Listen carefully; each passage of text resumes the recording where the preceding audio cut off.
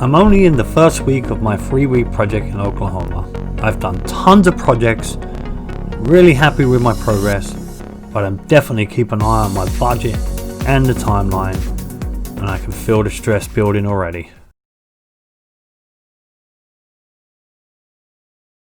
Okay, so today is a great day. Installing the kitchen cabinets is always fun for me because it means that the turnaround is coming. Means that the house has actually gone from crappy to now the kitchen's going. You can really start to see the finish line. Oh, it makes me so happy.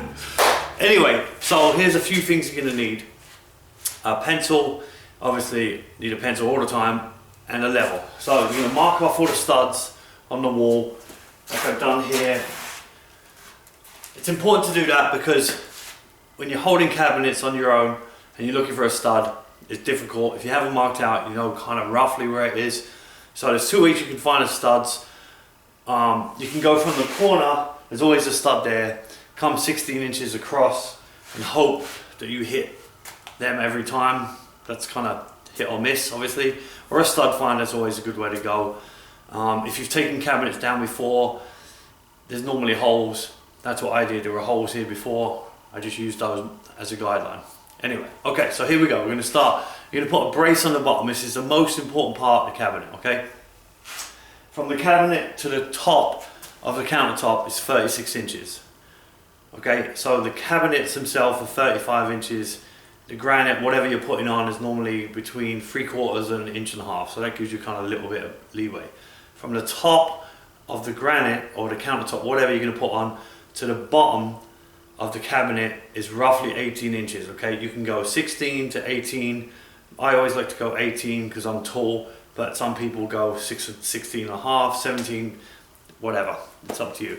But the most important thing we're going to do is going to put this piece of wood in. I ran this down. The table saw is just 1.5 inches thick, just a piece of 3/4 inch wood, nothing too special.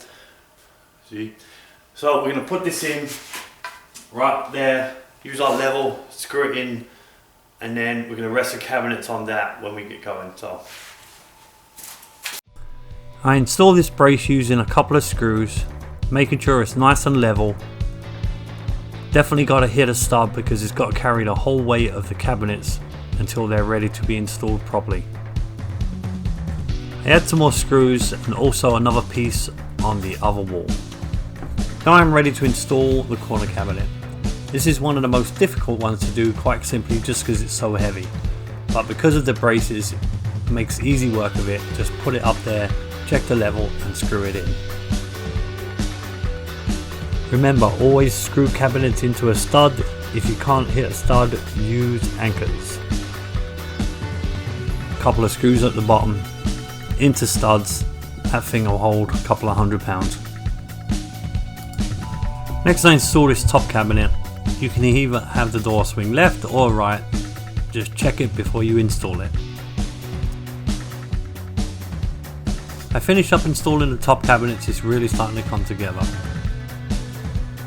I like to install the base cabinet second, quite simply because I don't want to have to lean over the base cabinets while I'm installing the top cabinets. I don't want to scratch them up. Installation is pretty smooth. Start from the top, highest point in the kitchen, and work your way down. If you have to shim it, a lot easier. I am very happy apparently. All of the cabinets are installed, it looks great. I'll install the stove, microwave and dishwasher at a later point. The granite's coming later this week, it's starting to look brilliant. Remember, kitchens and bathrooms sell houses.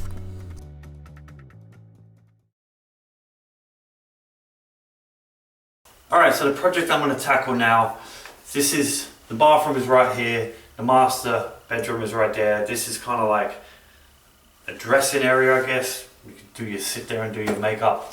And there's a sink over on this side. So I don't think people are going to use this as a dressing area. But what this house doesn't have is kind of like a little office space.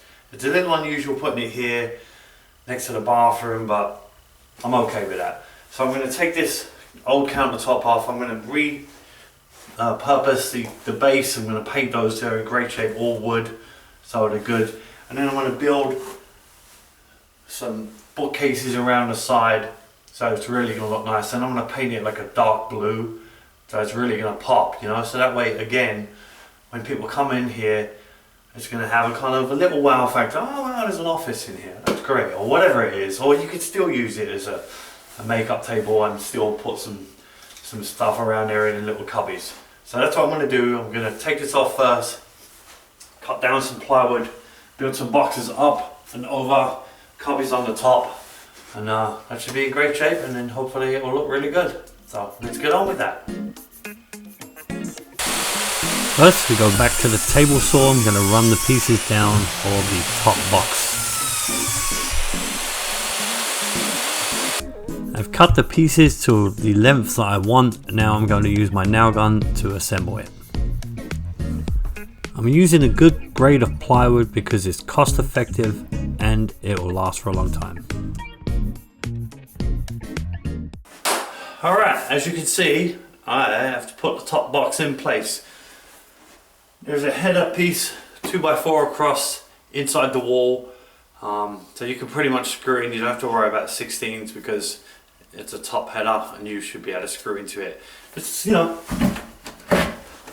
always give it the old shakeroo, make sure that it's good and strong. Alright, so next I build a couple of columns down here like this and down here like this, and that's really going to bring the whole thing together. So back to the table saw, run it down, then install a Rooney. I built and installed the side shelves, covered the faces with pine. It's starting to look really good. I ended up painting it blue, which I hated, so I changed the color back to grey. Not bad at all. Let's remember, it only cost me $100. Next time on the Flipping Road, I finished installing the kitchen backsplash. I put the laminate throughout the entire living room, and I'm chasing the finish line with a million different projects, all ready to go home, and then it's done. But my celebration is short-lived because of a surprise plumbing problem that jeopardizes my entire timeline. I also get to reveal the final product. My name's Greg Hickey, this is On the Flipping Road. Please subscribe to my channel and feel free to leave comments. Thank you so much, see you next time.